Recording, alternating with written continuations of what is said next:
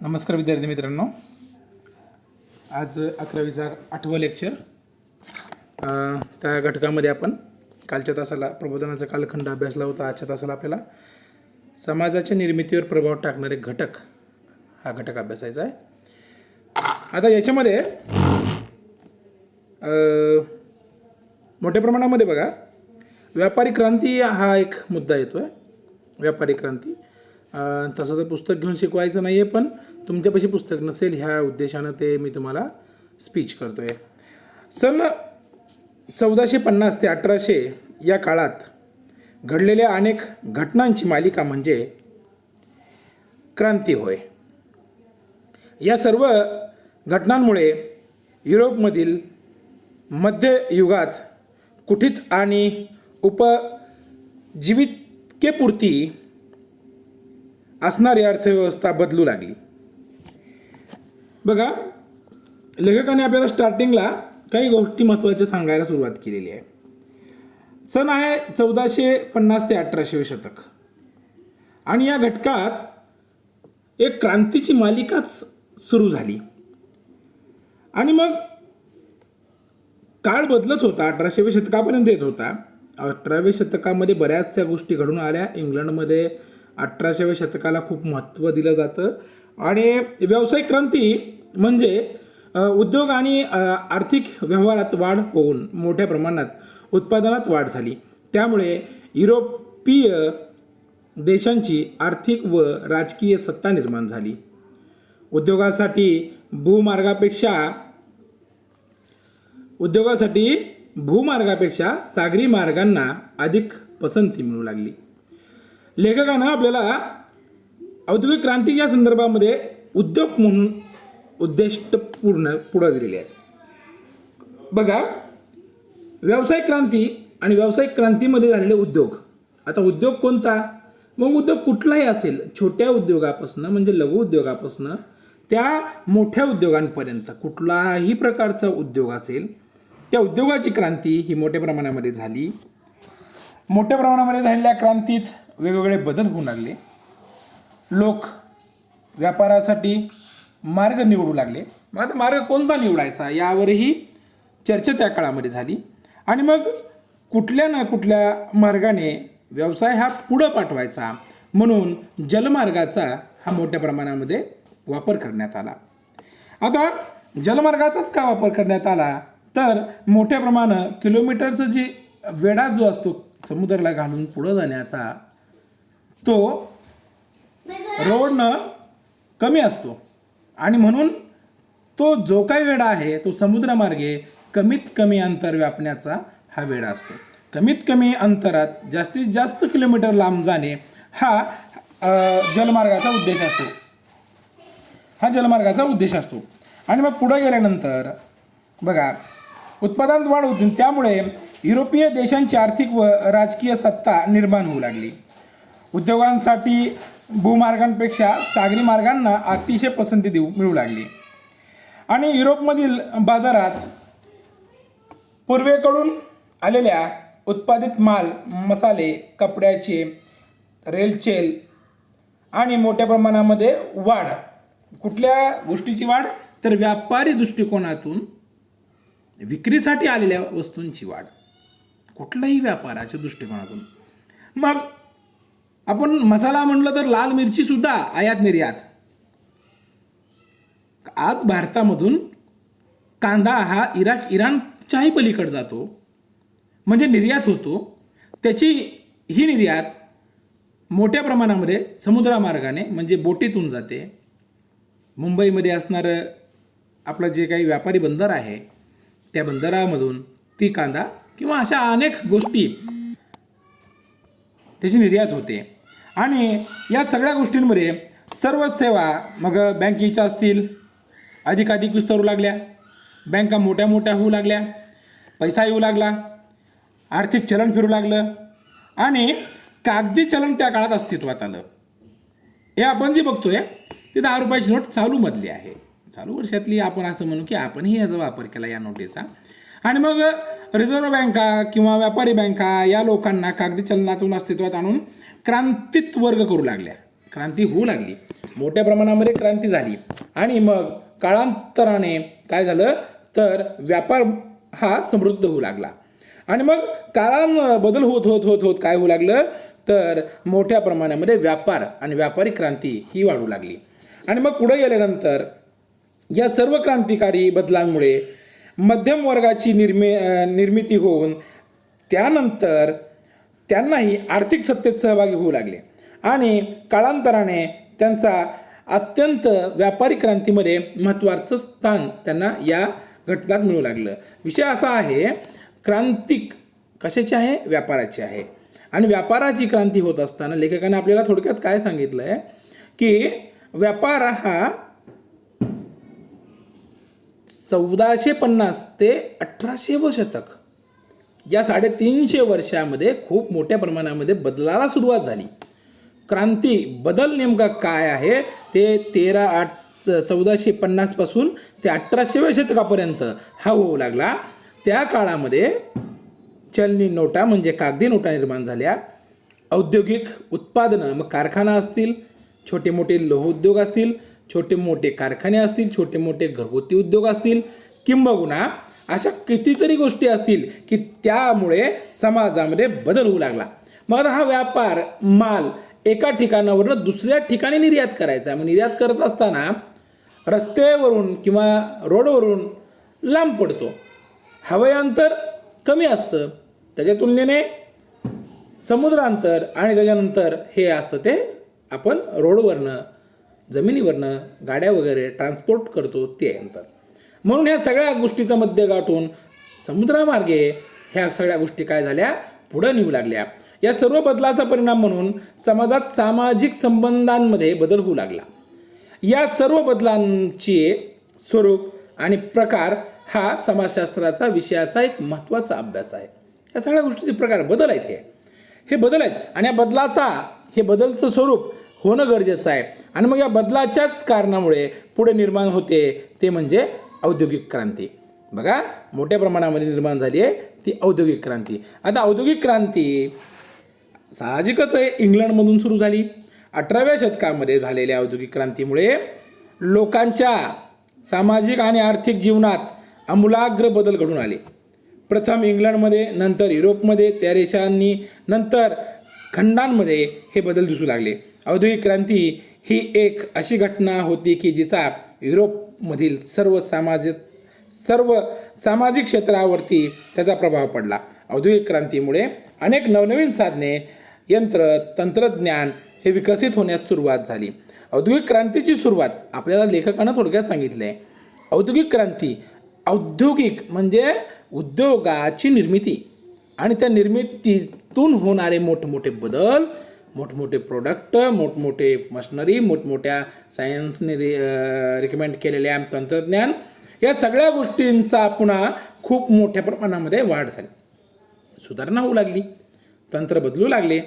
आपण असं म्हणतो की पाणी पिण्यासाठी पूर्वी ओढा होता, नाल्यांचं पाणी प्यायचं, ओढ्यांचं पाणी प्यायचं, नदीचं पाणी प्यायचं. काळानंतर बदल असा झाला की पाणी हे बोरला येऊ लागलं, हापसांना येऊ लागलं. काळ पुन्हा पुढं गेला, नळाला पाणी येऊ लागलं आणि त्याच्यानंतरचा काळ पुढं गेला, पाणी बाटलीमध्ये मिळू लागलं. आणि आजच्या काळामध्ये आपण जारचे प्लॅन्ट बघतोय, घरी दारी 20 रुपये दिले तर जारचा एक 20 लिटरचा कॅन देतो. म्हणजे बदल बघा कसा झाला. ओढ्यात पाणी पिणं, नदीत पाणी पिणं, आणि आज 21व्या युगामध्ये हे पाणी आपण घरामध्ये जारमध्ये शुद्ध पितो. काय झाला? बदल झाला आणि शरीराने तो बदल ॲक्सेप्ट केला. मग या ठिकाणी सुद्धा लेखकाचं तेच सांगणं आहे की तंत्रज्ञान डेव्हलप झाले, औद्योगिक क्रांतीची सुरुवात झाली आणि समाजामध्ये ह्या सगळ्या नवनवीन निर्मिती. आपल्याला मुद्दाच आपला असा आहे की समाजशास्त्राच्या निर्मितीवर प्रभाव टाकणारे घटक हा आपला आजचा तास आहे. आणि याच्यामध्ये मुख्य मुद्दा हा व्यापारी क्रांतीचा आहे, औद्योगिक क्रांतीचा आहे. आणि मग तंत्रज्ञान नेमकं काय बदलू लागलं बघा, तर मशिनरींमध्ये वेगवेगळे निर्माण होऊ लागले, त्यामुळे मोठ्या प्रमाणावर वस्तू उत्पादन होऊ लागल्या. 1760 ते 1830 च्या दरम्यान यंत्रसामुग्री, तंत्रज्ञान आणि उत्पादनाच्या व्यवस्थेमध्ये नवीन शोधाची मालिका निर्माण झाली. त्याचा परिणाम म्हणून पुढे कारखाना उत्पादन पद्धतीत निर्माण झाली. कारखाना उत्पादन. लोक म्हणू लागले आम्ही कारखान्यात जातात कामाला. आजही म्हटलं जातं कुठं आहे कामाला, तर कारखान्यात काम करतो. कशाचं कारखान्यात काम करतो? मग ते कारखाना असेल साखराचा, कारखाना असेल गुळाचा, कारखाना असेल जीन्स पॅन्टचा, कारखाना असेल मसाल्याचा, कारखाना असेल कापडांचा, कारखाना असेल सूत मिलचा, कारखाना कुठलाही असेल, कारखाना कुठलाही असेल त्या कारखान्यामध्ये मी काम करतो. आणि कालांतरानं वर्ण भाषा बदलू लागली की मी एक कामगार आहे आणि हा कामगार कुठला आहे तर एका कारखान्यातला आहे. आणि मग तंत्रज्ञानाचा वापर, यंत्रज्ञान किंवा तंत्रज्ञानाचा वापर मोठ्या प्रमाणात होऊन यंत्रसामुग्री मोठ्या प्रमाणात होऊ लागली आणि उत्पादनही तितक्याच मोठ्या पद्धतीनं होऊ लागलं. आणि मग पुढे ह्या दोन्हीचा परिणाम म्हणून दोन गोष्टी समोर आल्या. एक आहे सरंजामशाही व्यवस्था आणि भांडवलशाही व्यवस्था. आता सरंजामशाही व्यवस्था आपण असं म्हणतो की राजेरजवाडे त्या काळामध्ये आले आणि त्यांनीच लोकांना जी काही सरंजामशाही व्यवस्था जी आहे, या ठिकाणी सामंतशाही व्यवस्थाची विकिपीडिया आहे. ह्याच व्यवस्थेचा उदय त्या काळात कारखानादारी किंवा भांडवलदार पद्धतीचा उदय, ह्या दोन व्यवस्था पुढं परिणाम झाला. पुढं आल्या ह्या दोन व्यवस्था. म्हणजे त्या काळामध्ये जे व्यापार उद्योग निर्माण होऊ लागला त्याच्यातनं ह्या दोन परिणाम म्हणून पुढे आले. म्हणजे दोन परिणाम ह्याच्यात पुढे आले. मग लोकांनी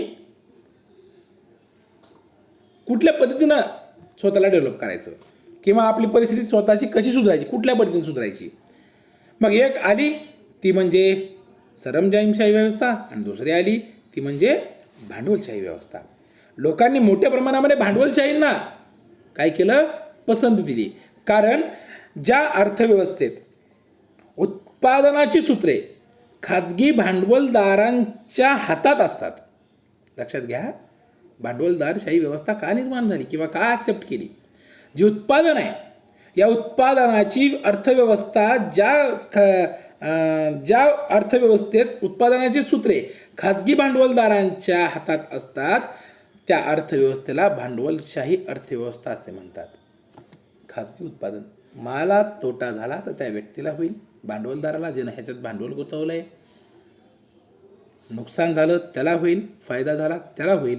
आणि औद्योगिक भांडवलाचा उदय पण आपण असं म्हणूयात, औद्योगिक भांडवल याचा उदय 1800व्या शतकामध्ये इंग्लंडमध्ये झाला.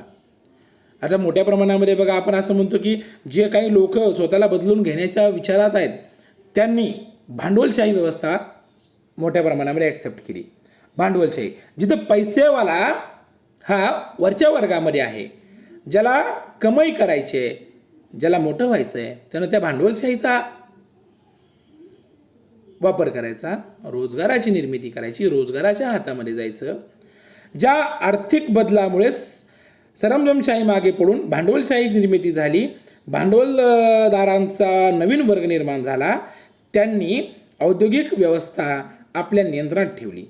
औद्योगिक क्रांतीमुळे समाजात मोठा बदल झाला. जुन्या घरगुती उत्पादित वस्तूंकडे नव्या यंत्रपद्धतीने वस्तूने वाटचाल होऊ लागली.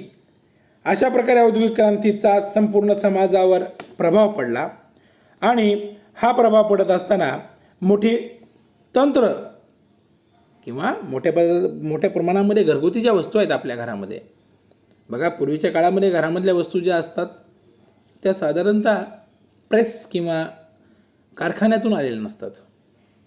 आज मोठ्या पद्धतीने आपण असं म्हणू की पूर्वीच्या काळामध्ये एक सुतार असायचा आणि सुतार काय करायचा, पलंग बनवायचा किंवा कपाट बनवायचा. कोणी लोहार असायचा तो त्याच्या पद्धतीने अवजार बनवायचा आणि तो वाटायचा. पद्धत बदलली. सुतार आता व्यापार करू लागला. कसा आहे तो, कारखान्या पद्धतीतून. तो साधा पलंग जरी द्यायचा म्हटलं तर पूर्वीच्या काळामध्ये सुतार घ्यायचा आणि बराचसा वेळ त्याच्यावरती काम करायचा. आज तसं नाही. आज टेक्नॉलॉजी आली, मशनरी आल्यात. मशनरीवर लाकूड कट होतं, कट झालेलं लाकूड जोडलं जातं. एखादी सळई बनवायची असेल लोहाराला तर सळई ॲटोमॅटिक ही लोह गरम करून मग आपण टिकाव असेल रेडीमेड खोऱ्या असतील, रेडीमेड साधनं असतील, याचे कारखाने निर्माण झाले आणि ह्या कारखान्यामधून हे प्रोडक्ट निघू लागलं. आणि मग वस्तू ज्या आहेत, घरातल्या सुद्धा वस्तू या बदलू लागल्या म्हणजे बघा, कधी आजीला विचारून बघा की आजी, डबे नव्हते तेव्हा तू सामान कुठे ठेवायचीस? तर आजी सांगायची, एखाद्या माठात ठेवायचे, पुरून ठेवायची जमिनीत. पैसे असले तर ती पुरून ठेवायची. आणि आपण असं म्हणतो ना, पुरून ठेवलेले गाडगे असतील बघा, कुठंतरी काही पैशाचे हांडे असतील बघा, जुनं घर आहे त्या जुन्या घरात कुठेतरी पैसे ठेवले असतील बघा म्हातारीनं, विटाच्या मागं ठेवले असेल. म्हणजे काय झालं, घरातल्या वस्तू बदलल्या म्हणजे काय झाल्या, डब्बा आला. काळांतराने डब्यामध्ये पैसे ठेवू लागले. आज पण ग्रामीण भागामध्ये डब्यामध्ये कोणी सामान ठेवतं, कोणी पैसे ठेवतं, कोणी महत्त्वाचं आयवेस ठेवतं, दागिने ठेवतं. परत काळ बदलला आणि मग नवीन कपाट आली, लॉकर्स आली आणि त्याच्यामध्ये माणसं आपली आपली जी काही व्यवस्था आहे, मग जी काही घरातली सामग्री आहेत, महत्त्वाची सामग्री आहे, ती त्याच्यामध्ये ठेवू लागली. आणि मग बदल होत गेला, भांडवलशाही व्यवस्था निर्माण झाली, ती पुढं आली आणि संघ पद्धती मोठ्या प्रमाणात आली. आता संघ पद्धती म्हणजे काय, तर 13व्या शतकामध्ये युरोपमध्ये प्रचलित असलेल्या एक वैशिष्ट्यपूर्ण उत्पादन पद्धती म्हणजे संघ पद्धती. संघ म्हणजे काय हो, एकजुटीने काम करून त्या उत्पादनाला मोठ्या प्रमाणामध्ये, आपण असं म्हणतो कारखाना आहे, कारखान्यामध्ये माणसं खूप लागतात, याचा अर्थ एकत्र काम करावं लागतं. संघ पद्धतीचा अस्त कारखान्या पद्धतीचा उदय. काय झालं, तर लेखकाने आपल्याला काय सांगितलंय, संघ पद्धतीचा अस्त कारखाना पद्धतीचा उदय, कामगारांची श्रम विभाजन, ग्रामीण नागरी स्थलांतर, वर्ग व्यवस्था, कामगार संघटना, आर्थिक असमानता आणि लोकशाही पद्धत, हे सर्व औद्योगिक क्रांती अदृश्य परिणाम होते. काय होते, दृश्य आणि अदृश्य परिणाम होते. या सर्व प्रक्रियेत खूप मोठ्या प्रमाणावरती ग्रामीण आणि नागरी स्थलांतर घडून आले. या सर्वांचा हेतू कारखान्यात काम करण्याचा होता. काय झालं, ग्रामीण भाग काळांतरानं स्थलांतरित होऊ लागला औद्योगिकरणाकडे. गावामध्ये रोजगार नाही. बघा, पूर्वीच्या काळामध्ये कधी विचारा वडिलांना की तुम्ही कमीत कमी किती रुपये रोजगार दिला, शेतामध्ये बाई कामाला आली तर किती रुपये रोजगार दिला, तर वडील सांगताल, हो मी साधारणतः एक 25 रुपये दिवसाची हजेरी दिली किंवा 50 रुपये हजेरी दिली म्हणतील. आणि हेच आजोबाला विचारलं तर आजोबा म्हणेल 5 रुपये दिले असतील भाऊ, मी तर 5 रुपयाच्या पुढं 6 रुपये कधी दिले नसतील. म्हणजे आजोबांनी किती रुपये दिले, 5 रुपये, वडिलांनी दिले 50 रुपये. आणि आज हजेरी किती रुपये चालू आहे महिलांना, 200 ते 300 रुपये दिवसाची. महागाई वाढत गेली, औद्योगिकरणामध्ये लोकांची गरज लागली, लोक स्थलांतरित होऊ लागले. जसं मिळेल तसं कारखाना कुठं आहे, व्यापार कुठं आहे, उद्योग कुठं आहे, तिथंच उदरनिर्वाहाची सोय कारखान्यावाल्यांनी केली. गरज असते कारखान्यावाल्यांना लोकांची, म्हणून त्यांनी त्या ठिकाणच्या लोकांना आपल्याकडं अस्तित्वात राहण्यासाठी व्यवस्था केली. कारखान्यांना आणि नव्याने निर्माण होणाऱ्या भांडवलशाहीला, अर्थव्यवस्थेला विविध सेवा पुरवण्यासाठी मोठ्या प्रमाणात नोकरशाही गरज होती. आता ही नोकरशाही कोण, तर मोठ्या प्रमाणामध्ये जे काही सुशिक्षित बेरोजगार तरुण आहे, हा नोकरीच्या शोधामध्ये मोठ्या प्रमाणामध्ये आजही फिरतो. हे फिरण्याचं काळ काय तोच नव्हता किंवा तो जुनाच आहे असं म्हणायचं नाही. आजही बरेचसे तरुण सुशिक्षित आहेत पण बेरोजगार आहेत. मग ते या कारखाना पद्धतीकडे वळतात. कारखान्यात काम करू, कुठल्या तरी असं म्हटलं होतं की शहरामध्ये चला मोठ्या दुकानात काम करू. म्हणजे व्यापारी क्रांती, औद्योगिक क्रांती, या सगळ्या क्रांतीमध्ये बदल करून आपण दूर जाऊन, आता आपल्याकडल्या भागातली बघा, आपण ग्रामीण भागातली लोक, कळंब तालुक्यातली बरेचशी मुलं ही कारखान्यात काम करतात. आणि त्याच्यात कोणी पुण्याला आहे, कोणी मुंबईला आहे, आपापल्या बुद्धीच्या कल्पनेच्या जोरावरती ते स्थलांतर करतात. आणि मग स्थलांतर मोठ्या प्रमाणात होऊ लागलं. या अर्थव्यवस्थेत मुक्त बाजारपेठ ही कल्पना होती. मुक्त बाजारपेठ, कोणालाही व्यापार करता येईल. आजही बघा, एखाद्या व्यक्तीला किराणा दुकान टाकायचं असेल, कोणी बंधन घालत नाही. एखाद्या व्यक्तीला सिमेंट दुकान टाकायचं बंधन नाही. बंधन नाही आहे म्हणजे त्या व्यक्तीला त्या दुकानाचं लायसन काढावं लागेल, हे बंधन. पण असं काही नाही की त्याला शिकलाच पाहिजे, ग्रॅज्युएशनच पाहिजे, डिग्रीच पाहिजे. मग ह्या सगळ्या व्यवस्था पुढे आल्या, अर्थव्यवस्था ही मुक्त होती. त्यामुळे तिथे कारखान्यातून उत्पादित झालेले अनेक उत्पादने विनिमय उत्पादनात म्हणून उपलब्ध होऊ लागले. कुठल्याही ठिकाणात उत्पादन, आता कारखान्यातली साखर किराणा दुकानात विक्रीला मिळते, बरोबर आहे. कारखान्यातली साखर आहे, दुकान कुठलं आहे, किराणा आहे. पत्तीचा कारखाना आहे, दुकान कुठलं आहे, किराणा आहे. डिस्ट्रीब्यूट करणारे छोटे उद्योग सुरू झाले. सळई काढणारा उद्योग मोठा, साखर काढणारा उद्योग मोठा, आणि मग छोट्या ठिकाणावरून डिस्ट्रीब्यूट करणे. व्यापारीचा उद्देश छोट्या ठिकाणावरून ते डिस्ट्रीब्यूट करणे म्हणजे त्याचं वाटप करणे. औद्योगिक क्रांती, भांडवलशाही आणि त्यांच्या विरोधात निर्माण होणाऱ्या विविध प्रतिक्रिया या सर्व गोष्टींमुळे पाश्चिमात्य समाजात मोठ्या प्रमाणावरती उलथापालथ होत होती आणि त्याचा समाजशास्त्रावरती खूप मोठा प्रभाव पडू लागला. हे सर्व बदल आणि त्यामुळे निर्माण झालेल्या समस्यांच्या अभ्यासात ऑगस्ट कॉम्त, या सगळ्या गोष्टीच्या अभ्यासात ऑगस्ट कॉम्त, त्याचबरोबर Emile Durkheim, Karl Marx, Max Weber, Georg Simmel हे सर्व समाजशास्त्रज्ञ व्यस्त होते. सर्व समाजशास्त्रज्ञ या सगळ्या कामामध्ये व्यस्त होते. या क्रांतीतून निर्माण झालेल्या पुढील महत्त्वाच्या मुद्द्यांचा अभ्यास समाजशास्त्राच्या दृष्टीने महत्त्वाचा आहे. आता या ठिकाणी समाजशास्त्राच्या दृष्टीने महत्त्वाचा अभ्यास, आता या तासाला आपण समाजशास्त्राच्या निर्मितीवर प्रभाव टाकणारे घटक बघितले, व्यापारी क्रांती आणि औद्योगिक क्रांती. याचा सार काय आहे महत्त्वाचा बघा. 1450 ते 1800 शतक या 3-350 वर्षामध्ये क्रांती होणे किंवा बदल होणे, महत्त्वाचे बदल होणे, ही प्रक्रिया राबली. काळ पुढे गेला, व्यापारी दृष्टिकोन निर्माण झाला, व्यापारी क्रांती सुरू झाली. व्यापारी क्रांतीमध्ये व्यक्तीला भूमार्गानं उद्योग, सागरी मार्गानं त्याची वाहतूक, कागदी चलनाचा वापर करून त्याचा व्यवसाय, काळांतरानं पुढे जाऊन बँकांचं महत्त्व, पुढे गेल्यानंतर औद्योगिक क्रांती. औद्योगिक क्रांतीची सुरुवात इंग्लंडमध्ये झाली, 18व्या शतकाच्या शेवटी झाली. औद्योगिक क्रांती म्हणजे अशी अर्थव्यवस्था की जिची सगळे सूत्र कोणाच्या हातात आहेत, खाजगी भांडवलदाराच्या हातामध्ये याची सगळी सूत्र आहेत. आणि या अर्थव्यवस्थेला भांडवलशाही अर्थव्यवस्था असं म्हणतात. औद्योगिक भांडवलशाही, लक्षात घ्या, औद्योगिक भांडवलशाही कधी निर्माण झाली, तर ही झाली 18व्या शतकाच्या शेवटी. आणि मग याच्यामध्ये सरंजामशाही व्यवस्था आणि भांडवलशाही व्यवस्था असे दोन गट पडले. याच्यातला लोकांनी किंवा समाजांनी भांडवलशाही वर्ग व्यवस्था निर्माण करणारी व्यवस्था अभ्यासली. कामगार, श्रमिक वर्ग, उद्योजक किंबहुना ग्रामीण भागातला वर्ग हा स्थलांतरित होऊ लागला. स्थलांतरित झालेला वर्ग हा काय करू लागला, पुढं काळांतराने कारखान्यात कामाला लागला.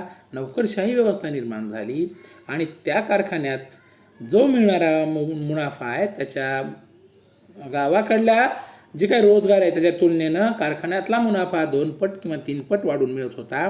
त्यामुळे लोकांनी अर्थव्यवस्था बदलण्याकडे ओढ घेतला आणि औद्योगिकरणाची, भांडवलशाहीची व्यवस्था निर्माण झाली.